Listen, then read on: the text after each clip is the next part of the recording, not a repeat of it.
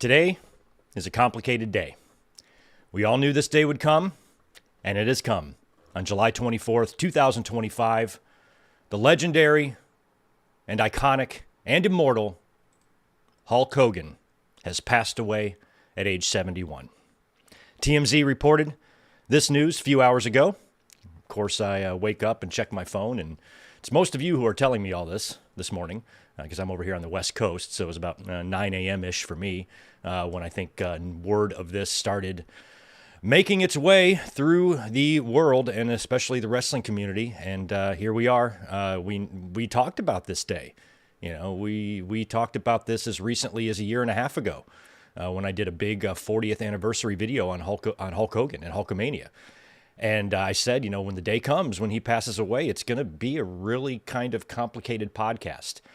And I don't know if today will really count as, you know, a tribute podcast, because this is about as raw of a video as you'll ever get out of me. You know, I mean, I didn't write down a ton of notes here, just a few things on his death and a couple of tidbits. But mostly this is just going to be, you know, a freestyle type of live stream here where we're going to talk about Hulk Hogan, honestly, like I said we would.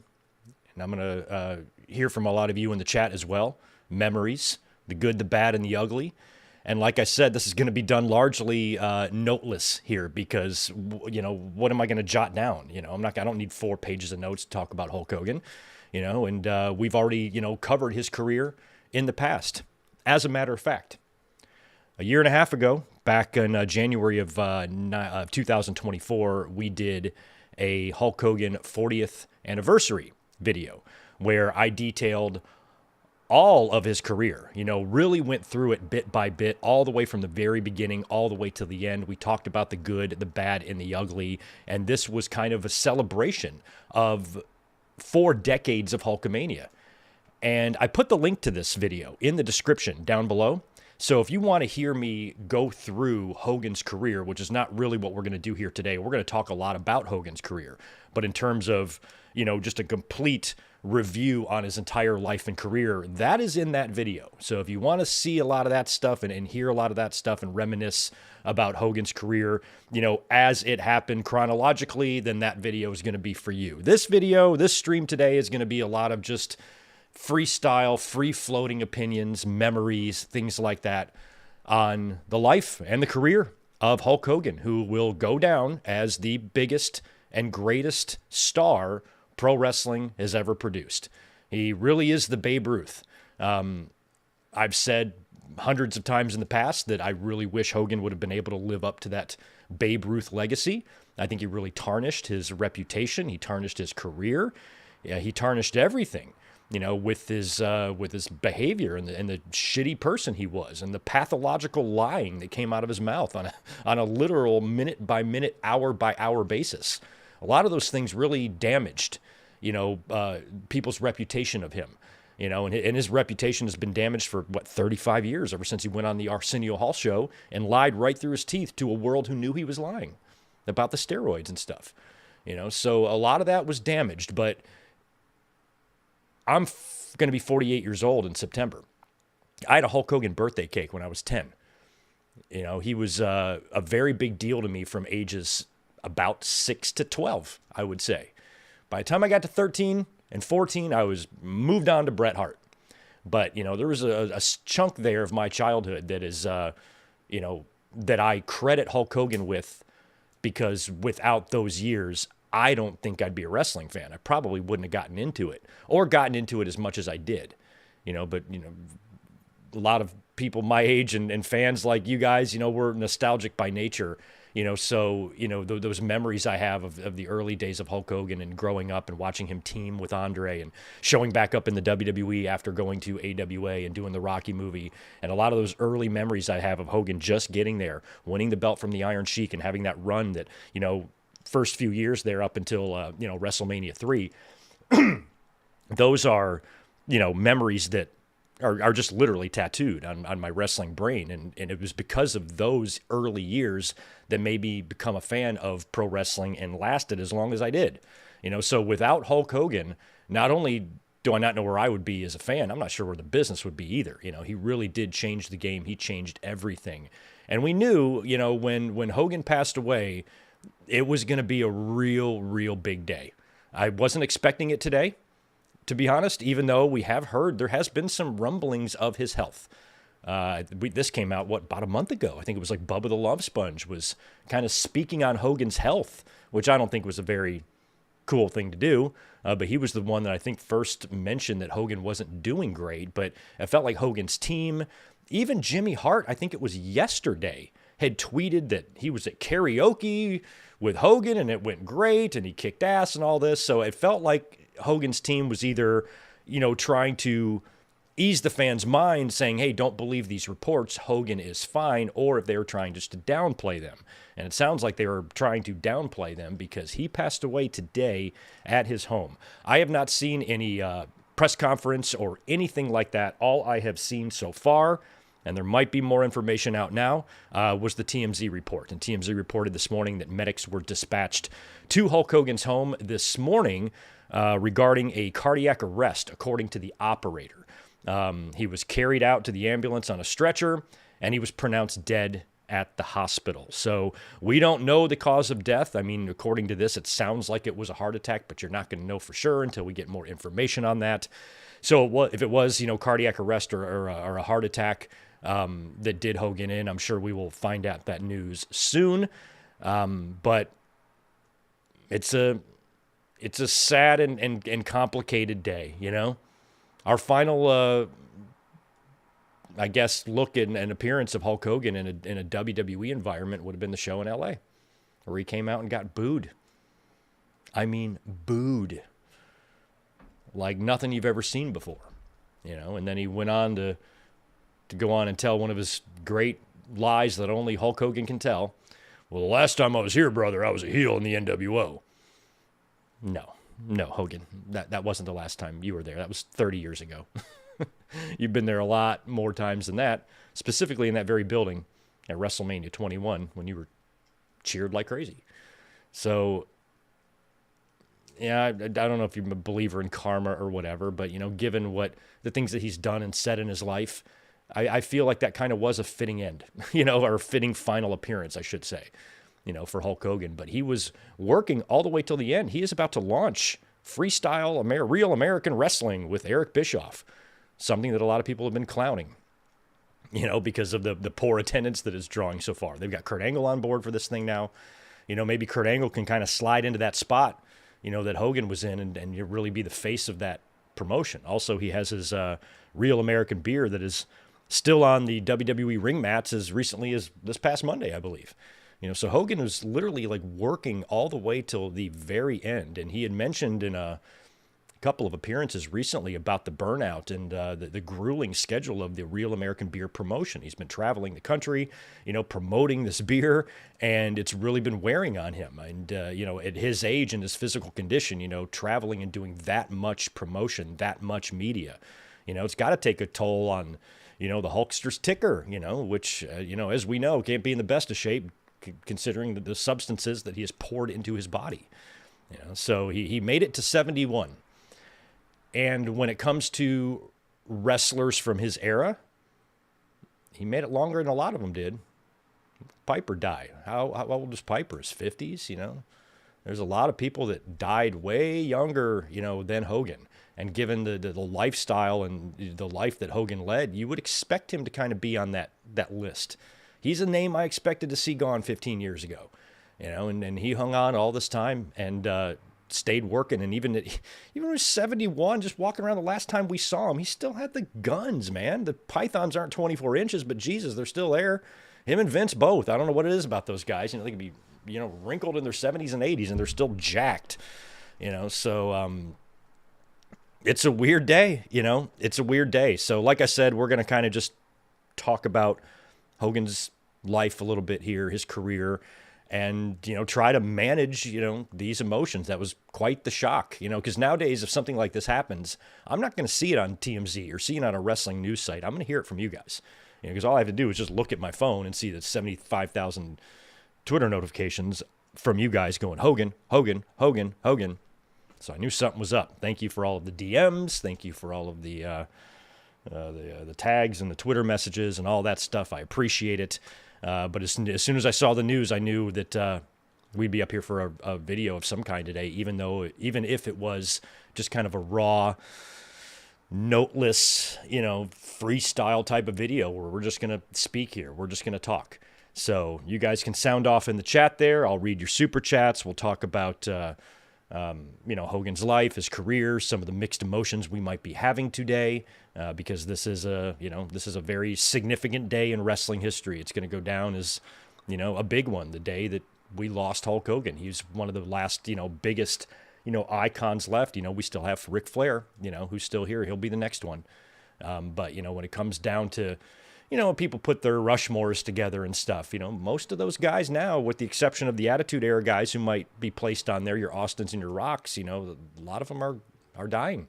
Andre and Hogan and Harley and Dusty and Piper and, they're all gone. And Hogan is now the next one. But I think Hogan is probably going to go down as one of the biggest deaths because, of the mark he made and how responsible he is for the success that wrestling saw.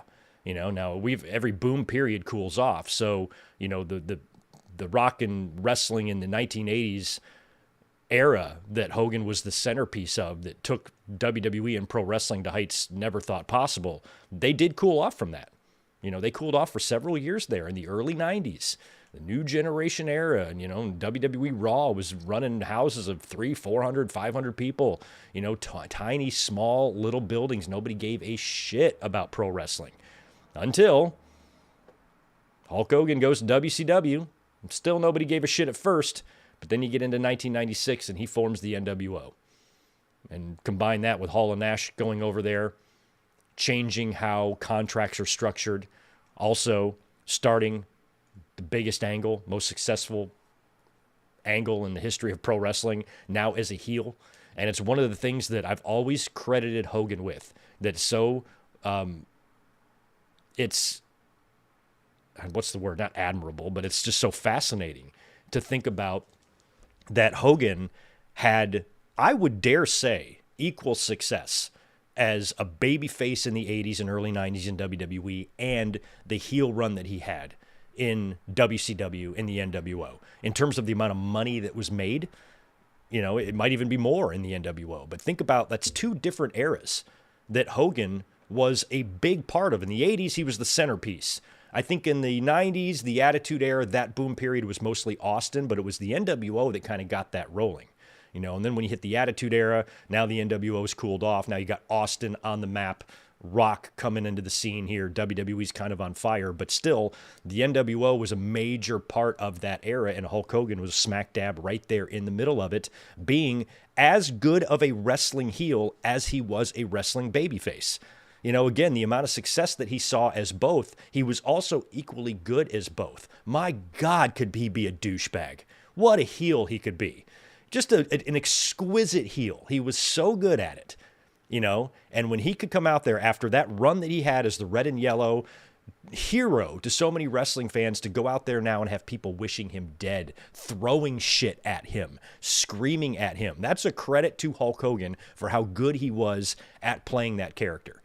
Just as good as he was playing the superhero babyface in the 1980s and the early 90s. I think he was equally good. He was a great professional wrestler performer. He knew what to do and what needed to be done as a babyface, and he knew what needed to be done as a heel. He knew how to tap in and connect with the audience on both levels. As a babyface, say your prayers, take your vitamins, all that shit. Kids loved him, and in the NWO days, he could needle you. I'm the best, I'm the greatest. He'd go out there and do nothing. Oily, leathery fucking skin in his 40s, looks like a goddamn dinosaur, and he's carrying the belt and rub it in our faces and spray painting it. That's the type of heel that'll print money, and he did. Printed a lot of it. That NWO shirt's still got to be like the top selling shirt of all time. I don't know what is, but I feel like it's up there. And he was a part of both of those eras. And then after that, when WCW shut its doors, WWE bought them out, and then he returned in 2002. And the fans just, the sight of Hogan in a WWE ring, and I can understand that. I think a lot of younger fans might not get why Hogan was so loudly cheered when he came back in 2002, because it had been so long, as a fan. When Hogan came back in 2002, I was 25 years old. So, when Hogan was in WWE, and then when he was working all those years in WCW for 9 years or whatever it was, I remember thinking that, or I guess 8 years, I remember thinking like, wow, I never really liked Hogan. I was so over him. But the idea of him coming back to the WWE, playing real American, which I think patriotism, and especially overbearing and obnoxious patriotism, is a very big turnoff to me. But that's a great theme song. Real American is a great theme song. And he had that back in front of the WWE audience that now was a little bit older, but remembered him when they were kids. Also probably hated him in the NWO, but seeing him back in the WWE, it kind of turned, even me, I was even caught up in it. Even back then, I was long past loving Hulk Hogan, but I couldn't help but recognize what was happening. I'm like, look at these fans. Him and The Rock face to face, and that moment between them and the match they had at WrestleMania 18 in the Sky Dome. Where all those fans in Toronto seeing Hulk Hogan inside of a WrestleMania ring in the Sky Dome. Last time he was there, he was facing Warrior in 1990. Everybody they turned on The Rock, and it was very, very pro Hogan. He was out there in his NWO stuff getting cheered. So Vince immediately puts the belt back on him. And in 2002, Hulk Hogan is winning the World Championship. And I remember being like, I don't know how I feel about this. I'm happy he's back and everything, but do we have to put the belt on him? Luckily it was only a month and he got that run. But that 02 run there, it was when I was starting to maybe repair some of my, harsher feelings towards Hulk Hogan, because he was all business. Even though they put the belt on him, he was losing, man. He lost to The Rock at WrestleMania 18. Then he lost to The Undertaker a month after he won the title. Kurt Angle tapped him out at the King of the Ring. Brock Lesnar beat the shit out of him shortly after that, I believe. He was losing all the time. So watching him come back and then do business, and I was like, maybe this is a new Hulk Hogan. And then we get to 2005, and we see that the old Hogan is indeed alive and well. And he politicked his way through everything and got his way and had his creative control and all that stuff. And that was when I was like, that match with Shawn was good, but that match with Shawn, and especially that match with Orton the next year, still not a fan of those. So unnecessary. Why do that? And really pissed me off. Really pissed me off that he came back and he won those matches, and he likely would have only done the matches if he would have won. It was those type of things. It was that type of reputation that Hogan had that, really grew tiresome over the years because of the megastar that he was. He was still so protective, and refused to help, a lot of the generation that was coming after him. A lot of those wrestlers had to kind of get over on their own, without much help from the generation in front of them, and I think now that whole type of mentality has improved a lot, where you see the top stars of today, genuinely wanting to preserve the business in the future, where Hogan couldn't give two shits about the business, about the fans, about any promotion he worked for. He cared about one person only, and that is the extremely tanned individual that he looks at in the mirror every day. It's the only person he's ever cared about. It's all about him. It's all about money. It's all about what he can get. What is his split? What is his cut? What is his share? How much can I get? I want more than him. I don't care what I make. It just has to be more than him. I have to be the highest paid this, and then he's got all this money, there's decades of success, and he's still greed. I'm like, how much money do you need? That's why this world is filled with such filthy people, because the rich just want to get richer. I could imagine having $3 billion in the bank and then being pissed off about everything in the country. I'm like, dude, you got $3 billion. Shut the fuck up. So, Hogan is somebody that I've always said I thought should have enjoyed the fruits of his labor. I shouldn't sit here and tell anybody how to live their life. I'm just saying, like, all the success that Hogan had, he took his retirement years and embarrassed himself. He had that reality show that destroyed his family. His son Nick, just all the fucked up shit he did, the nasty divorce from his wife, and then, of course, the sex tape, which that's his private business, but still, we also heard a lot of very, very racist things come out of Hulk Hogan's mouth when he was being recorded without his knowledge. some of the horror, just an admitted racist. He said out of his own mouth, it's pointless to sit here and debate, is Hogan a racist or not? He said he was multiple times out of his own mouth, even went as far as saying, well, my family might be reincarnated as a black family for karma. These are things that he thought and said out loud on video or on audio, and when he was blacklisted from WWE and removed from the Hall of Fame, and they basically severed ties with him for several years. And when they finally brought him back, his apology was basically, watch out for the cameras, brother. It wasn't, I'm remorseful. I feel terrible for what I said. I apologize to any of the black wrestlers in the locker room here who I might have offended. All I can do at this point is just try to make up for that and atone for my mistakes. And I'm genuinely sorry from the bottom of my heart. And then they can decide if they want to forgive him or not. But that's not what he said. He was sorry that he got caught. And he was giving advice to the locker room, many of the locker room wrestlers who are black, and telling them, be careful what you say because cameras might be rolling. That's what he thinks an apology is. And it was not well received. Wrestlers were like, fuck you, dude. Like the nerve of you to come out here and say that and be that way, acting like you're the victim. And it's these type of things, these reoccurring type of things about Hogan that gave him that reputation that he has. And I'm not going to not acknowledge that just because he passed away. I said that in the 40th anniversary video of Hulkamania. I said, when the day comes, one of the first things I said in that podcast, excuse me, I said, when the day comes, he passes away, we're going to be very honest. I'm not going to pull any punches, with him, but we're also going to acknowledge all of the wonderful things that Hulk Hogan did give to pro wrestling. So we're going to go through a little bit of it here. I know I've just been rambling for the first 25 minutes, but I don't really know how to approach this episode because it's a weird one. And it's a very, very significant day. And over the years here on the channel, we've been through lots of significant days together. How many so-and-so passes away videos have I done? A lot. Chyna, Dusty, Piper, Heenan, Mean Gene, Harley, Vader, Scott Hall. We've done dozens of these type of videos over the years, but this, is going to be one of the biggest ones, along with Flair when we eventually get to that one. But I have not said hello to any of you in the chat yet, so let's do that real quick. I'm going to scroll through here. I got a pretty big audience in here, so I might not be able to acknowledge everybody, but if you want to do me a favor and smash the thumbs up button on this video. I also killed ads on this, so we are not going to make any money off of Hogan's passing here, and any super chats we get, we'll probably throw on a charity somewhere. So thank you so much for being here this afternoon and just listening to me ramble about Hulk Hogan. It's just a wild day, man. Anyway, William Cullen, Crazy J, Zane G, Shane, Melissa, Daniel, good to see you. We got Michael Cuomo, Ken Webb, Cutter Historical, David.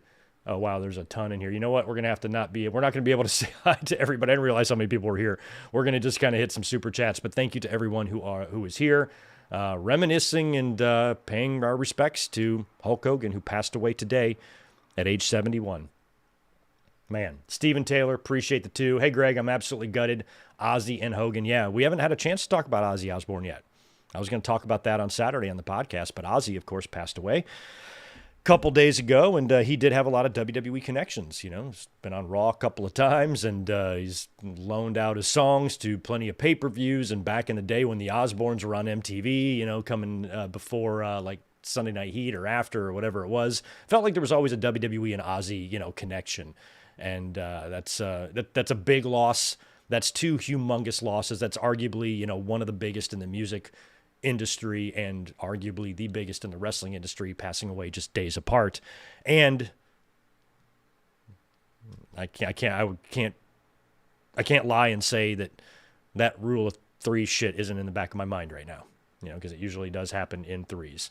Michael Cuomo, appreciate the 5. Hulk Hogan's Rockin' Wrestling is what got me started to becoming wrestling obsessed and continue to be to this very day. And it's what I said earlier, I don't know how I would how I would have been a fan without Hogan. I'm not sure if I would have gotten into wrestling or not, but part of the reason why I'm still a fan to this day is because of all those memories I kind of had as a kid, and how much I remember of those days and how they really stay with you. And Hogan was a big part of that. I can't think about being a kid without seeing his fucking face. It's impossible. It's impossible. Excuse me. It's a little early to be doing a podcast, so my throat isn't ready. Sorry. Jordan Card, appreciate the 5 from you. Found out in the Las Vegas terminal, flying back to PA now, sitting on a plane listening to you. This day was coming first. Ozzy, now Hogan. RIP to the GOATs. Yeah, I mean, they really are. Man, crazy. Alexander Fitzgerald, thank you for 5. Hogan dying on the 10-year anniversary of his racist rant. I did not know it was the 10-year anniversary of that. That's right. It was around this. I remember doing the video. Around in the summer of 2015 about Hogan. Yeah. Holy crap. The racism, the lies, the backstage politics overshadowed the good for his career. And, that's one view on it, Alexander. And I respect your viewpoint, and I kind of agree with it. And I think we're also going to see a lot of the other viewpoints too, where the racism, the lies, and the backstage politics, while bad, did not overshadow his career. You're going to see fans that feel that way too. And I'm not going to really disagree with anything unless, somebody's coming out outright and defending him, and saying that he's not all of the things that he himself said he was. Then I'm going to say, no, you're wrong. But, in terms of people who want to try to balance the good with the bad that he did in his career, that's everybody's individual. I'm not here to tell you how to balance that. That's your job. You figure out how you want to manage these emotions, how you want to remember Hulk Hogan, and I'll do mine. We all do it our own way. And everybody has a right to feel the way they feel when a complicated death like this happens, Zach, appreciate the $9.99 from you. Still can't believe it, man. He was known as the Immortal for a reason. What do you think is Hulk Hogan's funniest moment? I always laugh at Pasta Mania promo without fail. My funniest moment is, it's not hot. Nothing beats that to me. It's not hot. I don't know what he was doing. It was the Dungeon of Doom shit, right? He was back in their little cave, and there's like water coming out of a little waterfall, and he touches it. It's not hot. I didn't understand the reaction there. I'm like, why does that startle you? Is it supposed to be hot? Y'all been in hot waterfalls? I don't know what's going on with Hogan there, but I'd have to say it's not hot would have to be my top Hogan moment off the top of my head. But yeah, the Pasta Mania shit was pretty bad.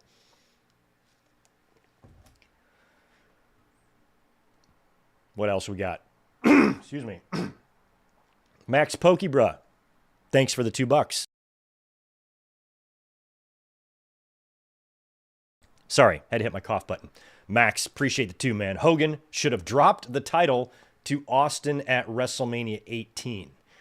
Well, he wasn't champion yet, so he couldn't have. But he should have wrestled Austin. I think the match they should have done was Hogan and Austin. Now, luckily, the Rock match turned out to be iconic. Like, we're never going to forget that match. So I'm okay with the way it all went down, but I would have preferred Austin as well. And if,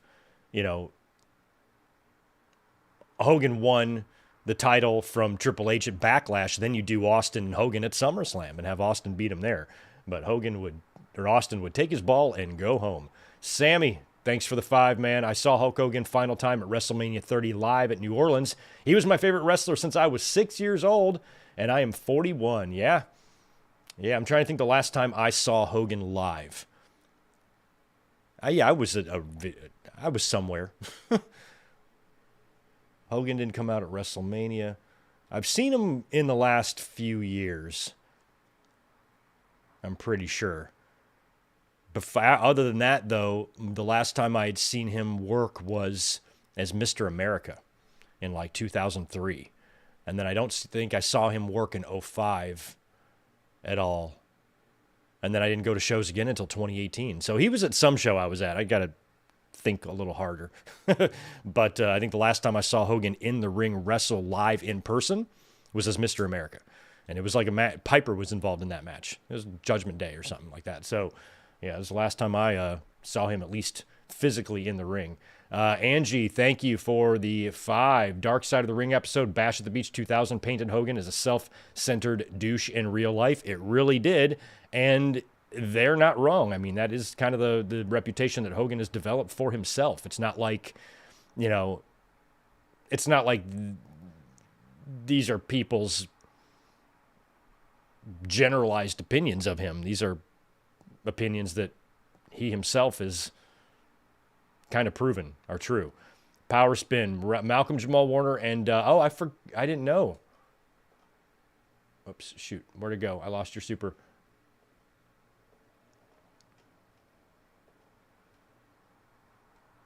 Yeah, so I guess we have, I kind of forgot about Malcolm Jamal Warner. So when things go in threes, but Hogan and Ozzy were like such iconic names, like you have to wonder if another one is coming up. But yeah, it's been a bad week for deaths, hasn't it? Duval, 59, thank you for the 5. Didn't grow up with wrestling, so nostalgia for Hogan. Even though I'm 40, his legacy to me will be Gawker, Iron Sheik tweets, and racism. And yeah, so people who came around later on in years or maybe started watching wrestling in the 2000s or after Hogan was outside of the ring, your opinions and viewpoints on Hulk Hogan are going to be vastly different than those that, maybe grew up with him or remember him in that way. And for that generation, even though you're 40, if you didn't grow up with him, and then you're not going to have that nostalgia for him. So those are the type of things you're going to remember. The lawsuit, Iron Sheik, who hated Hulk Hogan worse than Bret Hart hates Goldberg. And Vince Russo hates, or Jim Cornette hates Vince Russo. And of course, his racism is open, admitted racism, He's going to have that legacy with a lot of people. He is. K-Dogs, Kennel, good to see you, Kevin. Appreciate the 5. Still wish Piper would have won the WCW title at Starrcade 1996, then lost it back exactly the way Super Brawl 7 went down. Yeah, I can't believe they made that whole deal like a non-title, like Piper didn't want the belt and stuff. Like, that was so stupid. I agree totally. Thank you, Mario, for the 5. Why do all Bret Hart fans hate Hogan? He made the WWF. I think that's a generalization that's probably not true. All Bret Hart fans hate Hulk Hogan? I think a good, fair amount of them do, but they probably have their own reasons too. I'm a Bret Hart fan, and I don't like what went down in 1993. I think Hogan could have done a lot for the business, could have done a lot for Bret, could have done a lot for the WWE on his way out in 1993 if he would have dropped the belt to Bret Hart and submitted to the sharpshooter in the middle of the ring. Wouldn't have done anything to his career. Wouldn't have affected him negatively at all. Could have still gone to WCW, still signed the big contract, still dominated like crazy, still formed the NWO. None of that would have been damaged at all by just giving a little bit back to everyone who helped make you who you are. And it's those type of things that I think is why Bret Hart fans and other fans too don't like Hulk Hogan. He made the WWF. He had a hand in making the WWF. The WWF was on his back in the 1980s. Yes, but there were other factors at play there, not just him. And a big part of that was Vince Sr. passing away and Vince Jr. having the sense to ring up old Terry and say, why don't you come back here? Otherwise, Vern Gagne would have been the king of wrestling. But Vern didn't want to put the belt on Hulk Hogan because he was afraid if he did, he'd leave. He already had an issue with the AWA title with Stan Hansen, and I think that would happen later. But Vern had such distrust for everybody. I think Bockwinkel was the only guy he really firmly trusted to not jump ship with his championship, and it was because of those fears and his unwillingness to kind of see the bigger picture that Hogan made the jump. But if Vern would have been a little bit smarter of a promoter, WWE would have been the ones out of business, and AWA would be who we're talking about today. So it's weird how everything falls into place and all the what ifs there would have been if things would have worked out differently. Spectra, thank you for the 5. Never expected this. Absolutely shocked. You should do a new Dead Wrestler video. Been a lot since the original video. I dare say we've doubled, since then when I did that way back in the day. I need to do that big project again one day. Chris Ludek, good to see you, man. Appreciate the 5 from you. Wrestling wouldn't be where it is today without Hulk Hogan. Don't forget the death of Theo Huxtable. Yeah, I didn't forget it. We talked about it this week. Colin, appreciate the 2. Hey, Greg, you missed my super chat at the very top. I might have gotten to that one by now. I haven't done any super chats yet. Or yes, I have. Oh, did I miss it? Well, let's just take a quick second and look it up here so we don't screw over Colin. And then we'll get into maybe some some of our favorite memories and matches. Throw in the chat, what are your favorite matches of Hulk Hogan? I definitely have a few that I could list because we've talked, Hogan has his reputation of what he does in the ring. But we all know that Hogan can actually have really good matches. There's your super chat, Colin. Sorry, there's a lot of good and bad he said on Bolea, but this hits hard. As a pro wrestling fan, without Hogan, wrestling would still be territorial. Yeah, I don't know how wrestling would really look. I'm not sure if the territory days would have survived even without Hogan. I feel like that eventually would have evolved into something closer to what we see today. But in terms of just the business and how it looks today, it would be vastly different. It wouldn't even resemble itself, I don't think, if it weren't for Hulk Hogan. So those are all the things that, I will always happily admit when it comes to Hogan. Without him, we are looking at a completely different business. I'm not sitting here talking to you guys. I don't have a YouTube channel. I might not even be a wrestling fan. I might be in fucking jail. Who knows? Who knows where I'd be without pro wrestling, keeping me grounded. And me rather, watching a WrestleMania than, going out and getting drunk with my friends or something like that. So, maybe wrestling helped all of us or helped a lot of people. And without Hogan's part in it, the business could have taken a completely different road and been a form of entertainment that, we never really got behind because it wasn't interesting or it wasn't fun or it was, whatever. Hogan really got the snowball rolling, and now look at the snowball now. Jesus Christ. Thing's huge. It's huge.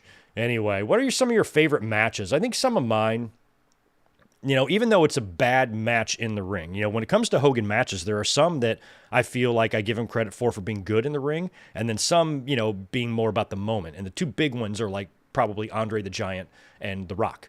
Andre the Giant, WrestleMania 3, most famous wrestling match of all time. Hogan body slamming Andre the Giant, probably not only the greatest single image in pro wrestling, but one of the greatest single images in all of sports. I mean, it was a humongous fucking deal for that to go down the way it did and the way WWE was able to promote this match as a match that has never happened and Andre's never been slammed and blah, blah, blah, when all of those things had happened before. Hogan has not only wrestled Andre, but he has slammed him, and they were able to convince a lot of fans, including young ones like myself, that this is the first time you had ever seen it, even though I knew it was bullshit because I had seen Hogan and Andre matches before, and I had seen a lot of pictures of the two of them facing in magazines, specifically that Shea Stadium match, so I knew that it had happened, but I was still going into that match feeling like I was believing WWE's bullshit, even though I knew that they had wrestled before, it felt like the first time.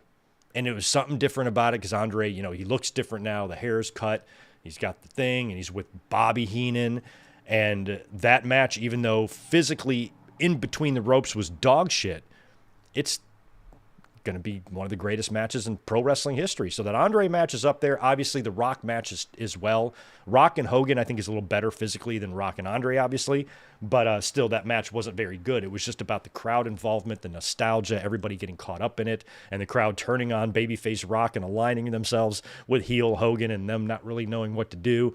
And just, just the magnitude of that match, those are up there. But in terms of some of the matches that Hogan had like inside the ring, all of his matches with Randy Savage were really good. Their WrestleMania 5 main event was terrific. And if you want to see even better matches, go back to like 85 and 86. They had a little mini feud there. And, some of these matches were bloody. They were violent. And Hogan and Savage always worked well together, regardless of what era they were in. But when Savage was a heel, when he was like Intercontinental Champion and stuff, working with Hogan, there was some real crazy matches between those two. There's one in Boston Garden that's gnarly as all hell. So one cool thing about Hogan in the mid-'80s, once he started getting to late 80s and early 90s, it felt like the grittiness was starting to go away a little bit. Hogan would still get busted open from time to time, WrestleMania 7, WrestleMania 5, but in the mid-'80s, those gritty matches with Savage, the feud he had with Paul Orndorff, there's an Iron Sheik match after he won the title. They had a rematch, and Hogan is just destroyed by Iron Sheik's boot. He takes the boot off and bloodies Hogan up with the pointy heel. Hogan had great tags with Andre the Giant as well against Studd and Bundy. There's a Hogan and Andre versus Valentine and Beefcake match out there that's great. Hogan and Piper teaming up for the first time, and then teaming up a few times after that was really interesting to watch, their dynamic. And of course, he had that great feud with Paul Orndorff, in 1986 that resulted in, a big cage match. And some of those matches were getting a little gritty and a little bit violent. So Hogan's mid-'80s run there with, with the Savage and Orndorff and the tags with Andre and the rematches with Iron Sheik, those were still... I still felt like wrestling hadn't become cartoony yet. It still had like a darker vibe. You would see some blood sometimes, but then after the body slam, in '87, then it felt like, everything turned to color. Like when Dorothy, gets out of the house and opens the doors of the Wizard of Oz, it's just like all in color and like, oh my God, this is a very bright and vibrant business now. And Hogan would continue that run in the late '80s.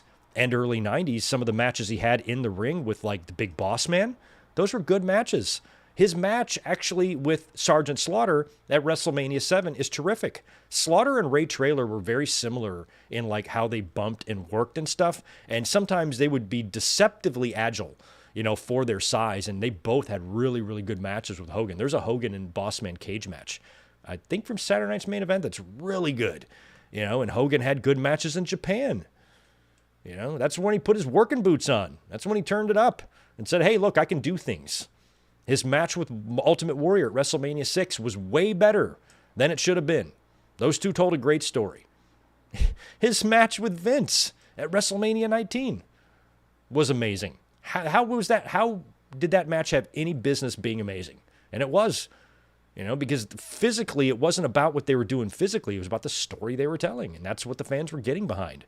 And all the nostalgia and all the feelings there. And these two humongous figures in wrestling, Hulk Hogan and Vince McMahon, together, created basically what we're looking at right now. And they pulled off a great, great match. His match with Shawn Michaels, even though it was a bunch of shit, the way Hogan behaved during that whole thing, and Shawn overselling and mocking him throughout the whole match, but it was still a good match. Shawn can have a good match with anybody. When I was a kid, I was terrified about two specific Hulk Hogan feuds. Number one, Kamala, and before that, Killer Khan. I can't remember which one came first. Killer Khan, I think, came first, then Kamala. But the Killer Khan feud scared me because I was legit terrified of Killer Khan. He was one of those wrestlers that scared me. Dr. D. David Schultz scared me for some reason, and Killer Khan was another guy that just terrified me as a kid. And I remember they were promoting big live event matches, and back then my 8-year-old brain, whatever I was, isn't old enough to process what a live event match is. So on Superstars or on the TV show, they're talking about Hogan defending the title over the weekend against Killer Khan, and he would like cut a promo, like a pre-tape. And I'm sitting there thinking, next week when I tune into wrestling, Hulk Hogan isn't going to be the champion anymore. Killer Khan's going to win the title from him. And I had to go like that whole week. Then finally you tune in the next week to find out that Hogan retained his title and all is fine. And I remember I think it was the Killer Khan match where they showed footage. No, both. I remember footage of both matches after, because they would do the same thing with Kamala. Hogan would promote the Kamala matches on TV. I'm like, oh shit, Kamala, I was scared of Kamala too, and I'm like, Kamala's going to win the title. And I remember the following week on TV, I'm pretty sure in both cases, they showed like a clip of Hogan winning. And, with like Killer Khan, he like blocked the mist and rubbed it in his own face, and I just remember him dropping the leg on Kamala and hooking the leg and pinning him. So they would show like little clips sometimes, and I remember as a kid not knowing that live events are just the tour. It's WWE on tour. They're hitting all these towns. No titles are going to change hands. Nothing like that's going to happen. But I didn't know. So when they promote these matches on TV, for people to go to the city to go watch the matches, I was freaking out that, Hogan was going to drop the title and whatnot. We recently watched the Saturday Night's Main Event where he defended the title against Sika. So he had some good matches sprinkled all throughout his career. Even when you go to WCW, when he first got there, those Flair matches in 1994, I dare say, were better than anything WWE would have been able to put on. You know, like when you look at that match between Hogan and Flair, like a Bash at the Beach, you wonder, like, why were they scared to put that on WrestleMania 8? That would have been fine for 1992 WWE standards. You know, what was missing there chemistry-wise that Vince wasn't seeing? Because in WCW, it seemed like everything was fine. You know, you put that Bash at the Beach match at WrestleMania 8, you know, I still prefer the Savage match, but I'm saying I don't think it would have been a stinker. You know, Hogan, WWE changed their minds because they didn't think, you know, it would be a good match, or whatever the case was. Might have been more of Hogan not wanting to put him over.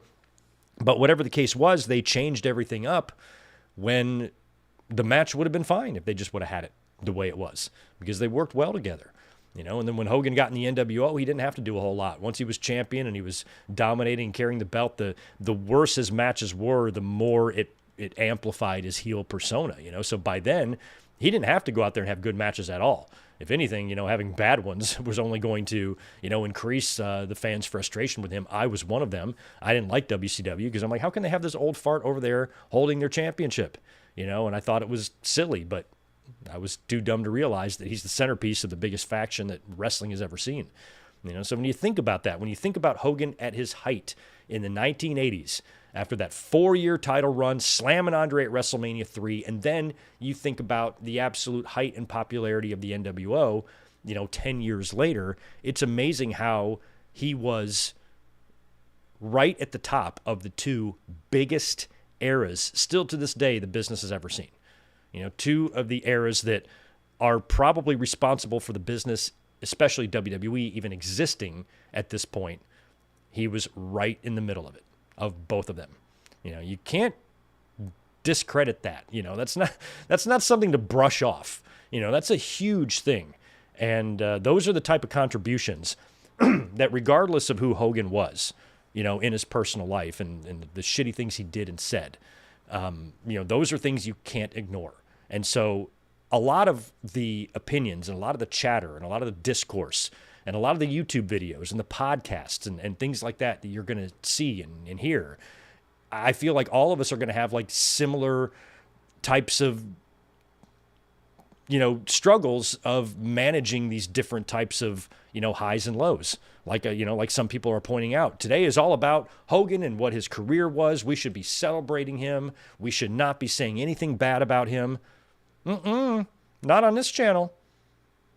It's not our fault he said those things. I'm not going to pretend those things didn't happen because he passed away. Obviously, you want to be respectful.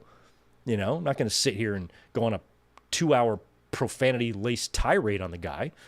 You know, years ago, my channel, some of my earliest videos that got the most traction was me back when I wasn't as good as articulating my point as I am today, screaming into a phone voice recorder about how much I hate Hulk Hogan, and people loved it. You know, and it's like I would not do that, you know, now. You know, I wouldn't come up here for 2 hours and just talk about what an asshole he is. We're going to be fair. We're going to be honest.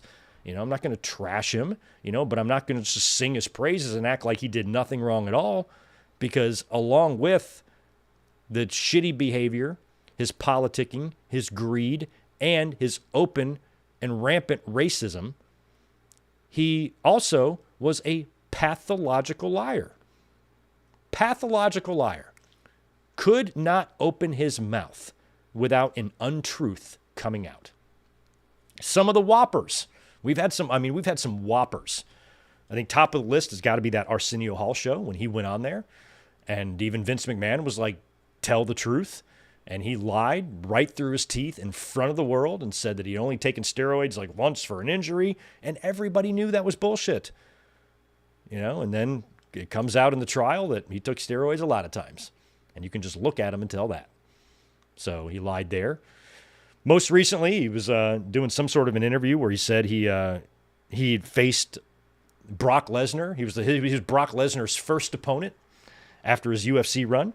Brock Lesnar returned to the WWE in 2012, years after Hulk Hogan was done wrestling in the ring. Well, I guess he was still doing a little bit of stuff in TNA, wasn't he?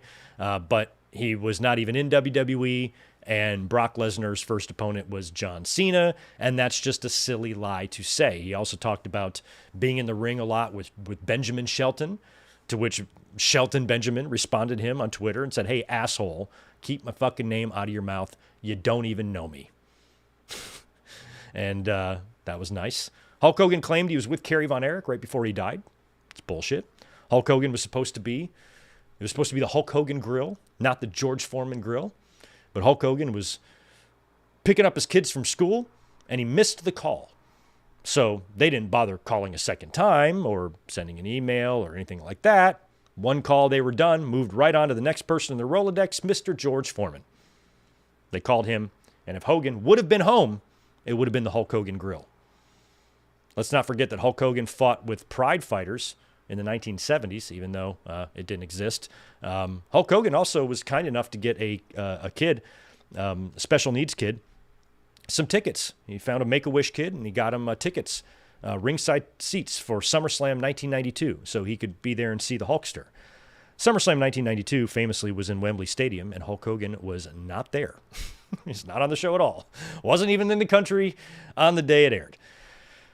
Also, The Undertaker almost paralyzed him. Don't forget at Survivor Series 1991 when The Undertaker won the championship from Hulk Hogan, and he made Undertaker believe that he seriously injured him, and Taker freaked out for a while there, thinking he might have created, or the most gravest mistake ever, or committed, I should say, the biggest mistake of his career, and possibly not only paralyzed Hulk Hogan, but paralyzed the whole wrestling business. And Undertaker had to think that until he found out it was bullshit. Also, Hulk Hogan, I don't know if you know this, he also wrestled 400 days in a year. That's pretty spectacular. Claims he outdrank John Belushi after WrestleMania 2, which was in 1986. John Belushi died in 1982. Of course, we all know Hulk Hogan could have been a part of Metallica. I think the Rolling Stones even contacted Hulk Hogan to be a bass guitarist in their band as well. So the Stones and Metallica really wanted Hulk Hogan, but unfortunately he was just too busy wrestling to join the bands. Hulk Hogan didn't know that The Rock and Steve Austin would come out at WrestleMania 30. That was a complete surprise to him. Had no idea. Thought it was just going to be him. Also, he was scouted out of high school by the New York Yankees and Cincinnati Reds. Cincinnati Reds, ironically, where Macho Man Randy Savage got signed to in their farm system. So Hogan, those are just a few. Those are like lies that you can like write down real quick that you remember Hogan saying, but we can go longer. We can say more. If you have any more to share, please let us know in the chat. Lying is one thing. At the end of the day, when you look at these lies, they're absurd. They're laughable. You look at these lies and the things Hogan says, and you just laugh because you're like, how can someone say these things so confidently while knowing they are bullshit? Kind of reminds me of a certain president. Like, how can you be that just blatant? You know you are lying. You know it, and you don't care. Just say it anyway. What he doesn't even remember his own history. I think I will say this. I would say like 25% of Hogan's lies are him misremembering, and that's fine. A lot of wrestlers misremember stuff, but Hogan, I think with some of these, I'm like, what is going on in the noodle of him that these are the things that he thinks he did? And then if he says them, is he not aware of every single human on the planet having one of these things on them where they can just Google and fact check everything you fucking say? Like, doesn't he understand that, hey, if I'm going to tell this lie, people are going to be able to know that I'm lying, and he just says it anyway? Or maybe he just doesn't get it. I mean, old people don't get it. Watch old people on social media. They get fooled left and right by AI videos. They don't know what the fuck's going on. That's why we got problems in this country, is because, if a news station tells you that abortions are happening after 10 months, they believe it. It's crazy. So Hogan, maybe it's something like that, where he's just doesn't care. But some of the lies you can tell, okay, he's just misremembering that. Others, you're like, what the fuck? Like, what are you talking about? So those are the things, though, at the end of the day, those lies, don't hurt anybody. They really are victimless, other than maybe the Benjamin Shelton one, which I know he didn't appreciate, and some other things here or there, especially if Hogan is talking about another person telling a story about somebody else that's not true, then, that's irresponsible and that's shitty. But if Hogan, wants to pretend that he fought pride fighters in the 1970s, let him. Let him think that. What's the harm in it? He's an old, delusional, confused man. Doesn't know what the fuck he's doing or saying. So, if that's what he wants to think and believe, at the end of the day, who's hurting from that? So the lies I can almost give a pass to, because I'm like, okay, most of his lies are victimless. However, some of his other actions are not victimless. Like I said, some of the horrible things he was caught on tape saying, and that's one thing that's private. It's not illegal to be a racist. It's just shitty, but then what did him in was when he attempted to apologize, and his message was, be careful what you say because cameras might be rolling. Like, how dumb are you? Just shitty. I think earlier, like I said earlier, like years ago when I first started doing videos, I was ranting about Hulk Hogan a lot of that came from like this level of disappointment I had in my heart, because I really love pro wrestling, always have. And it's been unfortunate that we've had so many black eyes on the business, some of the tragedies, some of the scandals, some of the murders, and everything like that. I'm amazed that pro wrestling still is able to have a foothold in society, in pop culture, in the world that it does, considering the nut punch or the dick kick after dick kick and gut punch after gut punch that we would get, from an Owen Hart tragedy to what went on with Chris Benoit and everything in between. And plus the scandals and the rape allegations and the ring boy stuff. And there's so much ugliness. And Hulk Hogan, who back in the day, a pro wrestler, made himself a household name. Hulk Hogan was a household name. If you did not watch wrestling, you knew who Hulk Hogan was. And to me as a fan, I really, really appreciated that someone from wrestling was able to develop their brand to that level to where everybody knows who you are, even if you don't watch what they do. And to me, that was something that was very, very valuable to pro wrestling. And when Hogan pretty much carried that reputation. Yeah, he had the backstage stuff and some of the political BS he was known for in wrestling, but it wasn't until after he retired, or I shouldn't say retired, but, around the time that the reality show started, and then all the family drama started happening. And then every time you saw Hulk Hogan, he was embarrassing himself, just so much drama with the family and the kids and the wife. And I'm not sure if, I don't live in their family. I didn't know their dynamic, but Hogan seemed like he was happily married for many, many years, even though I'm sure he cheated. And I'm sure he had girls on the side, because all the wrestlers did. He was, we saw Linda in the front row of a lot of shows all the way up until the mid 90s and stuff, and early 2000s, and until the show started. But then once that happened, it felt like the wheels came off of that family. And I always wondered that, like, if none of that would have ever happened, and Hogan would have never had Hogan Knows Best, and if he would have maybe stepped away from wrestling and taken all of the millions he's made from wrestling and endorsements and whatnot, and lived off of that and enjoyed what the business was able to afford him and these luxuries that he has, we could have had Hulk Hogan as this Babe Ruth type of figure that would come in from time to time, make appearances and whatnot, but, coming back, getting in the ring, insisting on winning, and then just being kind of an overall shitty person, having that reality show that really painted you and your family in a terrible light. You guys all embarrassed yourselves, and you just tarnishing everything. And I'm like, you can't look at this guy and say, oh yeah, that's our Babe Ruth. This is the greatest pro wrestler that's ever lived. It's embarrassing. And I remember being really disappointed. And then the sex tape, if he wants to fuck somebody else's wife and the guy is okay with that, that's their business. I'm not going to kink shame anyone. Go ahead. Do whatever you got to do there. So it's not really his fault that he was recorded having sex. It's gross. It's weird, but those are things going on behind closed doors that we don't have to worry about. Hogan's not doing that in a WWE ring. If he wants to be weird and freaky behind closed doors, let him. He has every right to do that, but then some of the audio, some of these tapes were released and you hear him saying some really, really horrible things, and it shows you just, who he is. And I'm sorry if, you didn't know you were recorded. Those were your real, emotions there. It's the world's best look we've ever had at who you really are as a person. So yeah, it wasn't your fault you recorded, but now the world knows. And between with all of that stuff, I think a lot of that maybe like anger or rage or whatnot was just me being disappointed. I'm like, we're supposed to love you, asshole. You're supposed to be this Babe Ruth. You have a responsibility to the business, to the past, to the future of it, to everybody that you entertained, to every wrestler that, is going down the road that you paved for them. You have a responsibility to them. And everything that he was doing was the opposite of how I thought someone in his position should behave and act in their life.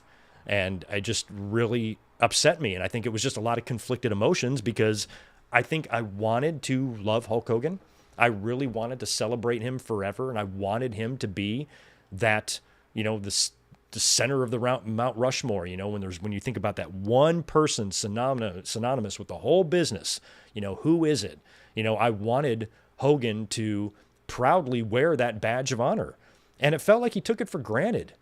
I felt like he wasn't appreciating, the level of megastar that he became and the ambassador that he should be for pro wrestling and the respect that should bring, how you should carry yourself. That's why I don't like Ric Flair either. Because he's a fucking perverted piece of shit, man. Everything he does is just embarrassing. Like, what are you guys doing?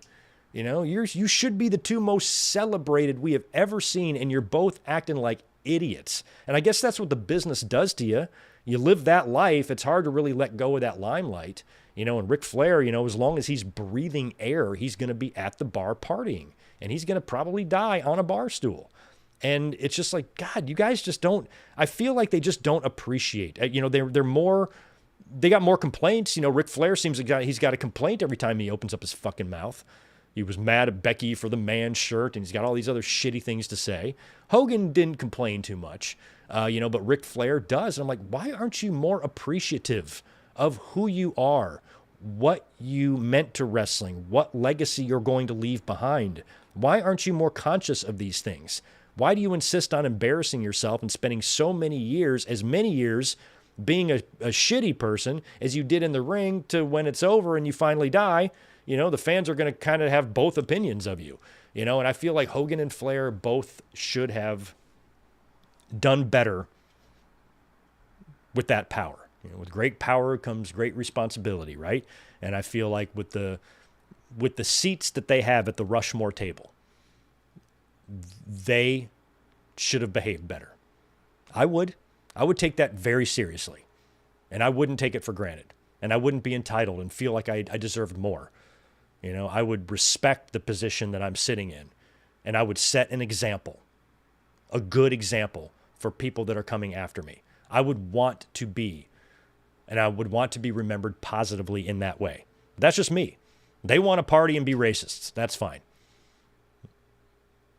Do you, I guess. But that would be different if they were normal people, but they have responsibilities that I don't think either one of them are living up to, or in Hogan's case, did live up to. But that's where my frustration comes from, because he had such a great career. Like we talked about, all the great moments, the great matches, the iconic character that he was, this larger than life figure that he was in the 80s, and this just, money printing heel that he was in the 90s with the NWO. And just the aura and the presence of Hulk Hogan, I feel like always should have been celebrated, and he ruined it. He ruined it for himself. He tarnished his legacy. He tarnished his reputation. And everybody that talks about Hulk Hogan today, I think, should be honest and unmerciful with their thoughts on him, because he's a complicated individual who had a complicated career. and left a complicated legacy. And I promised myself that when he passed away, we would be respectful, but we would be honest. And I'm not going to bullshit myself. I'm not going to bullshit the fans.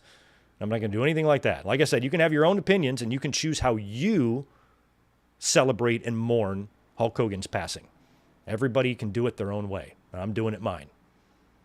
And, I have a unique experience. Well, maybe not that unique. There's probably lots of people in the chat that have this as well. But, who out there, is my age, who is in their late 40s? If you are in your late 40s or mid 40s or even early 40s, you are going to have a lot of conflicting feelings today. And some people are going to choose to remember the good more than the bad.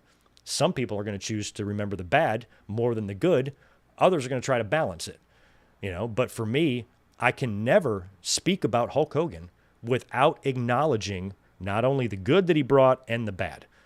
I don't feel like I can ever talk about him. Like if I go to work tonight and somebody asks me about Hulk Hogan, I'm going to say, I didn't like him, but that type of thing, Like I got to be honest. I can't say, oh, he was the greatest of all time. He's the fucking GOAT. He's the best, blah, blah, blah. Like, no, people should know the whole story, So yes, it's sad.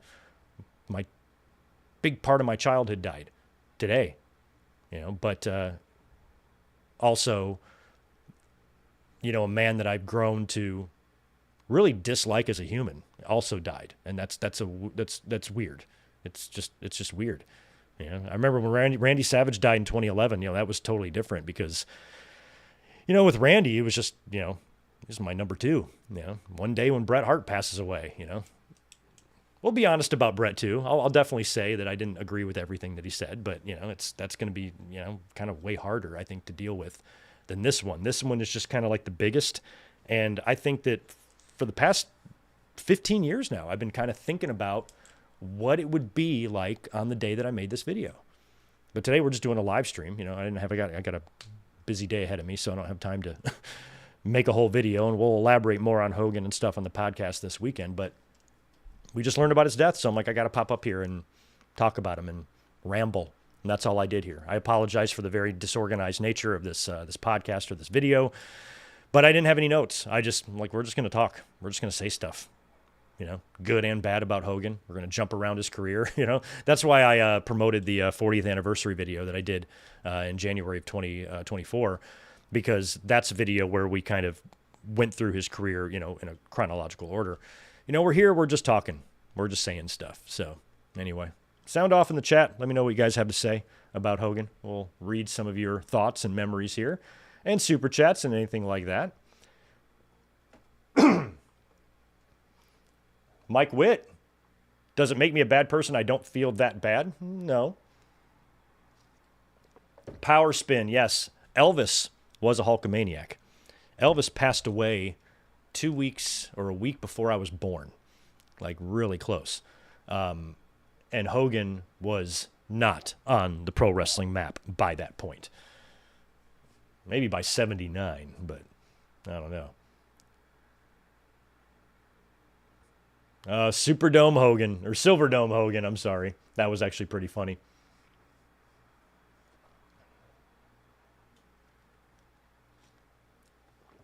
Juliet Solomonster postulated that Hogan may believe some of his lies. Yeah, that's kind of what I said earlier. I think Hogan, a lot of it is him just being confused.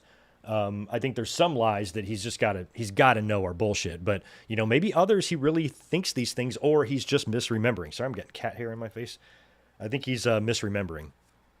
Well, I rubbed my face with my hand that was covered in cat hair, and now I got more. All right, I'm all right.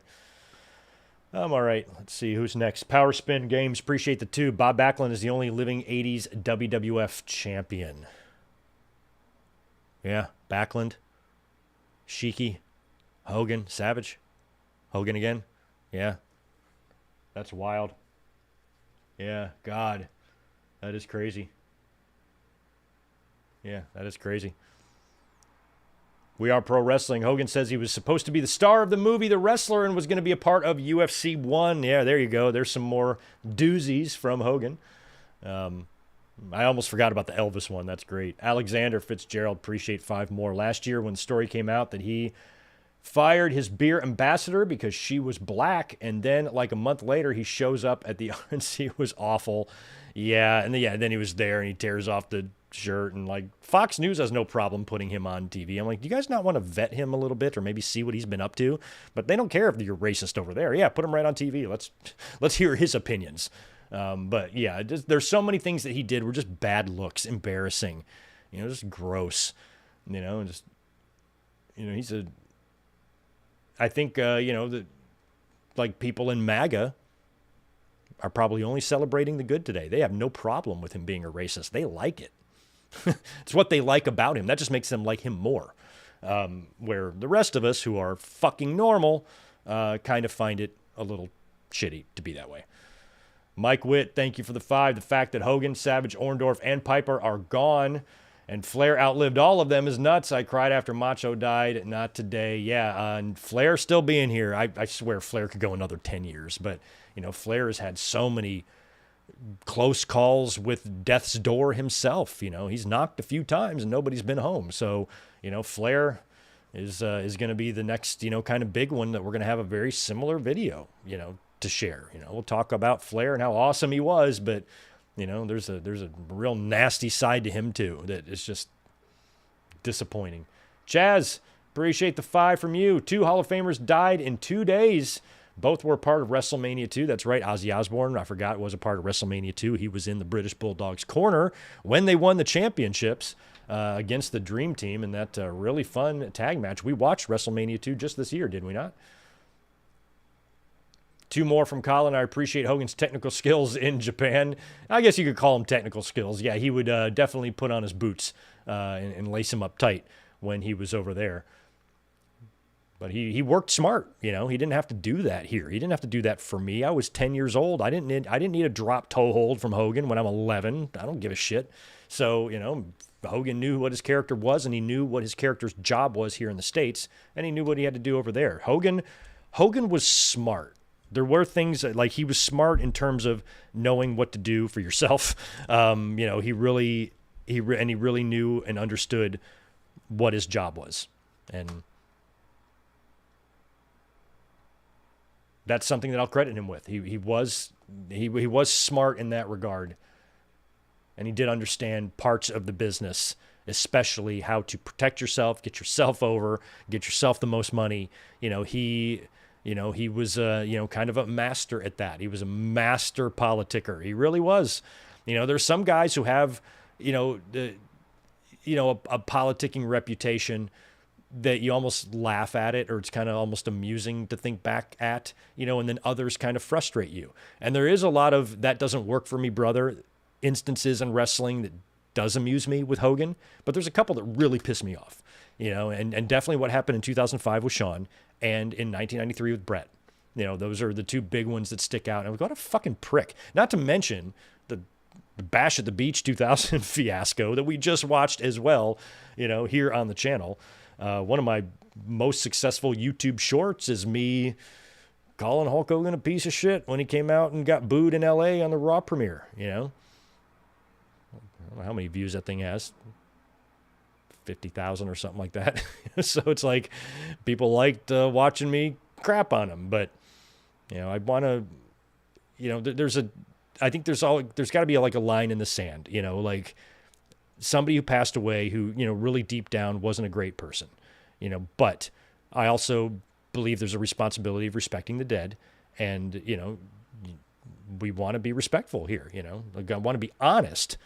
I want to be honest, but I don't want to just disrespect, Hogan and just call him names and whatnot. That wasn't what we were going to do here. But, I said that whenever we talked about Hogan when he died, if you think I'm not going to talk about the bad, you are crazy, because I absolutely am, but what he gave was a lot. He's going to go down as, he's going to be on pretty much everybody's Rushmore. And I'm open to changing the name of the Rushmore thing too. That's a whole nother, topic. But even for what Hogan did and how he disappointed me personally as a fan, I can't not put him on Rushmore. He's Lincoln, or he's Washington, I should say. I feel like his big head coming out the side like Lincoln would be better, just so there. But, really, I feel like Hogan, No, actually, Hogan should be Lincoln. Bruno should be Washington. Hogan should be, I'm trying to go with the eras here. Bruno, 1960s and 1970s, Madison Square Garden scene, was on the back of Bruno. And Hogan in the 90s, or in the 80s and the 90s kind of. Austin in the 90s. And then pick your fourth. Can be anybody. I go Bruno, Hogan, Austin. I don't know who else.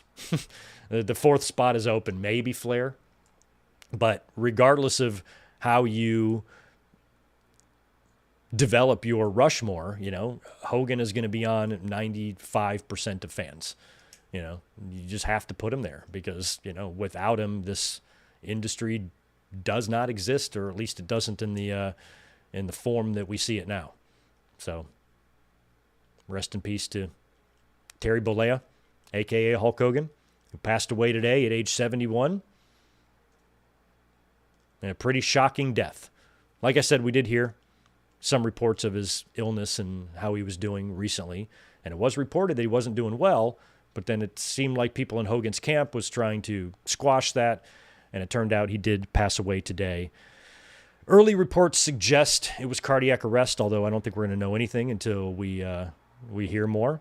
I'm sure there's been some sort of oppressor or something by now, maybe with local police or local medics there who were on hand for this. I'm sure something more news has been out about this, but Hulk Hogan, dead at age 71, July 24th, 2025. Wow.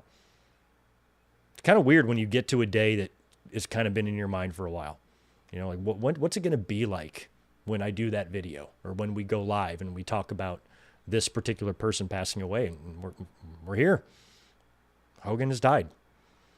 And that's, to say that sentence, that is, even for somebody like me who just did not like him, that hurts, like, God, man, are we all just getting that old? Is time just going by? Like, and we're so accustomed to deaths in wrestling. It's nothing new for us. We go through this every Tuesday. Or what is it today? Thursday? We go through this every Thursday. Like really, it feels that way. And it's felt that way for the last nearly 30 years. Ever since Eddie Gilbert died. Maybe the Von Erichs, which goes back further than that. I feel like the Von Erichs, then Eddie, Pillman, Owen, then boom, floodgates ever since, But as accustomed and numb to it as we are, this is one that's like, big day. Big, huge, significant day. So thank you for just sitting here with me. Appreciate it. I know this was a weird podcast or a weird video.